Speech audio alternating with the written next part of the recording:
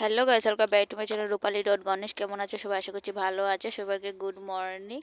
আর এখন বাজে প্রায় 9:30। আর আমি আজকে যেহেতু সকালে বৃষ্টি অনেক দিয়েছে, প্রায় 8:30টার সময় উঠে আমি স্নান টান করে ঘর পরিষ্কার করে বাসি কাজ কাজ কাজ কাম করে আর স্নান করে ভাবলাম চা খাচ্ছি। তো এখানে ব্রেড দিয়ে আর ডিম দিয়ে বানিয়ে আর এখানে খাচ্ছে, আর চা বানিয়েছি। আর এখানে বাবু পড়তে বসছে, যেহেতু 9:30-10টা বাজে ও পড়তে বসছে ঘুম থেকে উঠে। আর এখানে আমি ঘর বিছনা টিছনা গুছিয়ে ভাবলাম যে না, একটু দিয়াকেও ঘুম পাড়িয়ে নিলাম। আবার বাবু এখানে পড়ার থেকে আবার দেখছি যে দাঁড়িয়ে আছে, ভিডিওতে দেখছে।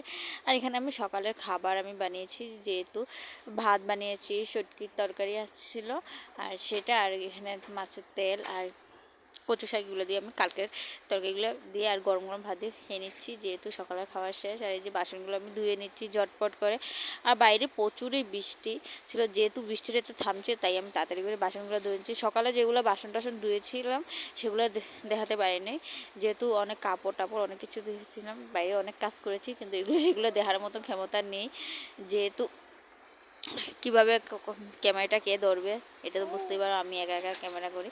তাই আমার প্রায় বাসন ধোয়া শেষ। আর এখানে চলে আসলাম দুপুরে রান্নার জন্য। এখানে কাটল কাটবো যেহেতু, তো কাটল কাটার জন্য আমি এখানে দাঁড়ের ভিতরে আগে তেল লাগিয়ে নিয়েছি। তেল লাগিয়ে এই যে আমি হাতে হাতে তেলটা আগে লাগানো ঠিক আছে, তো এখানে আমি আগে কাটার পর আমি লাগিয়েছি, যেহেতু এখানে কাঁঠাল তরকারি দুপুরের জন্য বানাবো। কীভাবে বানাবো অবশ্যই তোমাদের সাথে শেয়ার করব।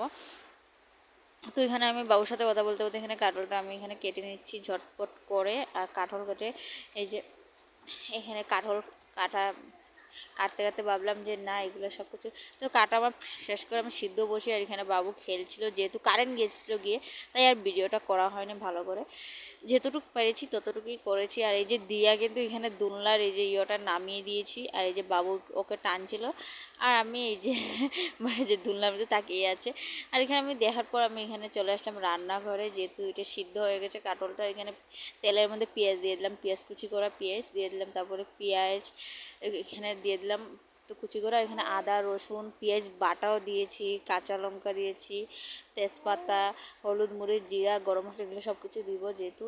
তো এখানে আমি এগুলো এই যে থালের মধ্যে লবণ টবণ সব পরিমাণ মতন লবণ টবণ যা যা দেওয়ার ছিল সেগুলো দিয়ে দিয়েছি। আর এই যে মিট মশলাটা দিয়েছি, যেহেতু সাতলানোর মধ্যে খালি মশলাটা সাতলানোর জন্য। এইভাবেই আমি কাটল রান্না করি। তো এখানে কাটল সিদ্ধ আলু সিদ্ধ এগুলো সব দিয়ে দিলাম। আর দিয়ে ভাবলাম না এখানে সাতলানোর পরে একটু মোটামুটি একটু ঝোল দিলাম, যেহেতু সিদ্ধ হতে লাগবে আবার। তো তাই এখানে আবার এই যে সয়াবিন দিয়ে, আর এই যে আবার কারেন্ট গেছে গিয়ে। আর এই যে ভিডিওটা ঠিক মতন করা হচ্ছে না, যেহেতু ভিডিও অন মধ্যেই কারেন্টটা চলে গিয়েছে। তো এখানে প্রায় তরকারিটা রান্না শেষ হয়ে গিয়েছে।